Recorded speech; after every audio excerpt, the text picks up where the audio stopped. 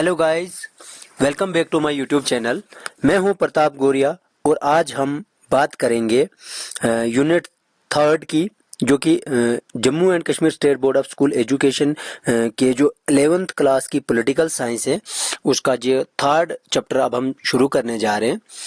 2 units हमने बड़े detail से पढ़े हैं, तो आज हम इस पे भी बात करेंगे। और इस यूनिट का आपका नाम है सिस्टम ऑफ रिप्रेजेंटेशनल डेमोक्रेसी। तो आज हम रिप्रेजेंटेशनल डेमोक्रेसी के बारे में बात करेंगे। उसमें और क्या चीज़ आपके सिलेबस में जो दी है, सबसे पहले आप लोग नोट डाउन कर लोगे। ये आपका थर्ड यूनिट का सिलेबस है। What are the different methods of elections. तो इलेक्शन से तो तकरीबन सारे बच्चे वाकिफ़ हैं, इलेक्शन क्या चीज़ होती है, और उसमें उसके जो डिफरेंट मेथड्स हैं उनके बारे में भी हम डिटेल से बात करेंगे। How do these methods affect parties and politics. अब जो मेथड्स ऑफ इलेक्शंस हैं ये पार्टीज या पॉलिटिक्स या सियासत पर क्या असर करते हैं वो भी हम डिस्कस करेंगे।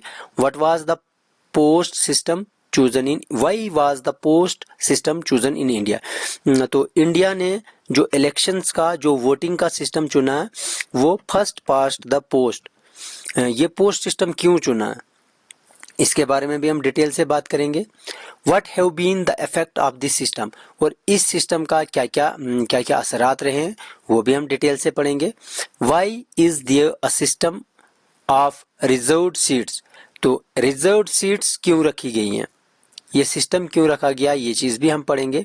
What are the provisions to ensure free and fair elections, free और फेयर इलेक्शन कंडक्ट करवाने के लिए कौन से प्रोविजंस रखे गए हैं, ये चीज़ भी पढ़ेंगे। What does the election commission do, और इलेक्शन कमीशन का क्या काम है इसके बारे में भी हम डिटेल से पढ़ेंगे।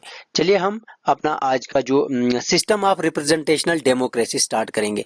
जैसे कि मैंने आपको क्लासरूम में भी बताया था कि जो इंडिया हमारी कंट्री है उसके जो कॉन्स्टिट्यूशन का आर्टिकल 324वां आर्टिकल है वो कहता है कि यहाँ पर एक इंडिपेंडेंट इलेक्शन कमीशन होना चाहिए, और वो है भी। और वो इलेक्शन कमीशन हमें इंश्योर करवाएगा, यकीन दहानी करवाएगा फ्री एंड फेयर इलेक्शंस की। ठीक है, यहाँ पर फ्री और फेयर इलेक्शन होने चाहिए, उसके लिए एक इंडिपेंडेंट कमीशन बनाया गया जिसका नाम है इलेक्शन कमीशन ऑफ इंडिया। ठीक है, अब रिप्रेजेंटेशनल डेमोक्रेसी होती क्या, ठीक है। Representational democracy is a form of democracy in which public in general who have attend the age of 18 vote for representative. देखिए, हम अपने रिप्रेजेंटेटिव्स बनाते हैं, हम अपने रिप्रेजेंटेटिव्स चुनते हैं। जैसे हम वोट करते हैं और वोट डालने के बाद एमएलएस बनाते हैं, या कि अगर हम पंचायत की बात करेंगे तो अपने रिप्रेजेंटेटिव्स जैसे सरपंचेस वगैरह को बीडीसी, जैसे ब्लॉक डेवलपमेंट चेयरमैन होते हैं, डीडीसी होते हैं, उनको भी वोट डाल के ही बनाया जाता है। तो बीडीसी के जब इलेक्शंस होते हैं तो वहाँ पर सरपंच और पंचेस के वोट डाले जाते हैं, और डीडीसी के लिए तो डायरेक्टली पब्लिक वोट करती है।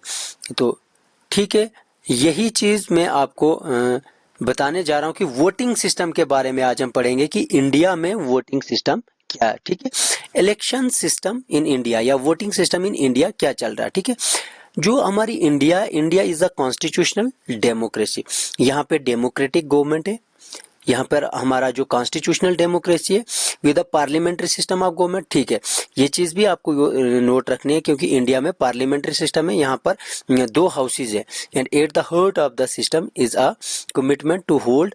और इस सिस्टम के बीच में एक चीज़, एक कमिटमेंट किया कि जो भी यहाँ पर इलेक्शन होल्ड करवाने वो फ्री एंड फेयर इलेक्शंस करवाने। ठीक है, दीज इलेक्शंस, और जो इलेक्शंस हम करवाएंगे वो डिटरमाइन करते हैं the composition of the government की, किस टाइप की गवर्नमेंट बनती है वो इलेक्शन से ही डिटरमाइन होता है।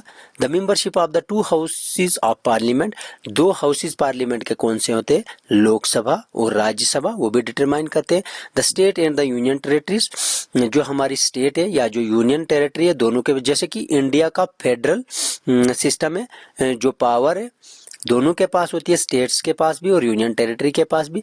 Legislative assemblies and the presidency and vice presidency, इनके बारे में ये चीज़ भी इलेक्शन से हम इनको इलेक्ट करते हैं। ठीक है, elections in India are events involving political mobilisation and organisational complexity on an imaging scale. तो यहाँ पे जो बात करी थी हमने सिलेबस में मेथड्स ऑफ इलेक्शंस, किस तरीके के इलेक्शंस होते हैं हमारी इंडिया में और कौन सा जो मेथड अडॉप्ट किया हुआ इंडिया में इलेक्शंस करवाने का, ठीक है। तो यहाँ पर जो पहला फर्स्ट पास्ट द पोस्ट, इसमें क्या बात होती है, क्या चीज है, इसमें हम डिटेल से पढ़ेंगे, ठीक है। अंडर दिस सिस्टम, इस first past the post system में क्या होता है कि हमारा जो इंडिया है पूरी कंट्री को, entire country is divided into 543 constituencies बना के इलेक्शंस करवाए जाते हैं, छोटी छोटी कॉन्स्टिट्यूंसीज। जो first past the post system है इसमें क्या करना होता कि कॉन्स्टिट्यूंसीज बनाकर वोटिंग करवाई जाती है। Each constituency elect one representative and हर एक कॉन्स्टिट्यूंसी में सिर्फ एक रिप्रेजेंटेटिव बनेगा and the candidate who secure the highest number of votes in that constituency is declared elected. और जिनके सबसे ज्यादा वोट्स होंगे उन्हीं को इलेक्ट, मतलब वो जीते हुए माने जाते हैं, ठीक है। It is important to note that in this system whoever has more votes than all other candidates is declared elected। वही बात आ जाती है कि जैसे कि अगर हम बात कर रहे थे, क्लास में भी बात की थी कि अगर 100 वोट्स पोल हुए 4 कैंडिडेट्स हैं, तो 4 कैंडिडेट्स में अगर जिनके सबसे ज्यादा वोट्स होंगे वो जीता हुआ कैंडिडेट्स माना जाएगा। हालांकि चाहे अगर 3 बाकी मान लो एक ने 40 वोट लिए और बाकी तीनों ने मिलके 60 वोट लिए, तो तीनों की एक टाइप से मेजॉरिटी है। लेकिन इस first past the post system में क्या होता कि जिनके ज्यादा वोट होते वही जीतता। The winning candidate need not secure a majority of votes. तो वही बात की कि इनको मेजॉरिटी ऑफ वोट्स लेने की जरूरत नहीं होती है और इसी मेथड को first past the post system कहा जाता है, ठीक है। अब जो दूसरा मेथड यहाँ पर नहीं है, खासकर कि ये बाहर की कंट्रीज में एक दो जगह वो भी मैं आपको बताऊंगा।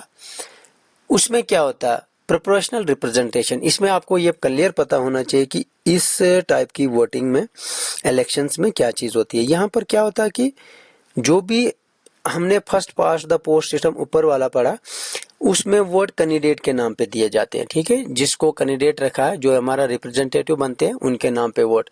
लेकिन प्रोपोर्शनल रिप्रेजेंटेशन की अगर हम बात करेंगे तो यहाँ पर पार्टीज को वोट मिलते हैं। पार्टीज को एक लिस्ट बनानी होती है अपने कैंडिडेट्स की कि इतने कैंडिडेट लड़ रहे हैं हमारी तरफ से, वो पब्लिश करते हैं और उसके बाद जो पब्लिक वोटिंग करती है वो पार्टीज के नाम पे करती है। अब जिस पार्टी को जितने वोट्स मिलेंगे उन वोट्स की परसेंटेज निकाल के उतने कैंडिडेट्स, उतनी सीट्स, विनिंग सीट्स उनको दी जाती है, ठीक है। Each party fills its quota of seats by picking those many of its nominees from a preference list that has been declared before the election। ठीक है, तो इलेक्शन से पहले इनको एक लिस्ट बनानी पड़ती है। आप जितने वोट्स इन्होंने लिए होंगे उसकी परसेंटेज के हिसाब से इनको सीटें दी जाती है। In this system a party gets the same proportion of seats. हाँ, वही बात आई कि पार्टी को उतनी ही सीटें मिलेंगी जितनी उनको वोट्स मिले होंगे। ये इसको अच्छी तरह से समझना, ठीक है। In India we have adopted PR system on a limited scale. यहाँ पर पीआर सिस्टम तो हमने उतना अडॉप्ट नहीं किया। For indirect election, the Constitution prescribes a third and complex variation of PR system for the election of President, Vice President, and for the election of Rajya Sabha and Vidhan Parishad। तो अब इन दोनों के बीच में एक comparison भी कर लेंगे, इससे और अच्छे से आपको समझ आ जाएगी, ठीक है। और ये एग्जाम में भी पूछ सकते हैं कि कंपेयर करो जो FPTP है एंड PR सिस्टम है, ठीक है। फर्स्ट पास्ट द पोस्ट है और प्रोपोर्शनल रिप्रेजेंटेशन है, इन दोनों का कंपैरिजन में भी आपको लिखना होगा। तो ऐसे ही अपने नोट्स प्रिपेयर करोगे तो आपको इस चीज से सबसे जो बड़ा फायदा होने वाला है वो ये है कि आपको नोट्स मिल जाते हैं, यहीं से आप अपनी नोटबुक्स पे लिख लोगे। तो लिखने के बाद आप एग्जामिनेशन के लिए भी तैयार कर सकते हो। First past the post system में क्या होता है, जो कंट्री है हमने ऊपर भी पढ़ा, is divided into small geographical units और जिनको कॉन्स्टिट्यूएंसीज बोला जाता है, ठीक है। तो प्रोपोर्शनल रिप्रेजेंटेशन की बात करेंगे तो large geographical area are demarcated as constituency. तो large geographical areas are demarcated as constituencies. तो पूरे उसी जैसे हमने ऊपर भी डिस्कस किया था कि इसमें पार्टी को वोट मिलते हैं, इसलिए लार्ज ज्योग्राफिकल एरियाज को कॉन्स्टिट्यूंसीज बोला जाता है। छोटी छोटी कॉन्स्टिट्यूंसी, छोटे छोटे यूनिट्स नहीं बनाने होते हैं।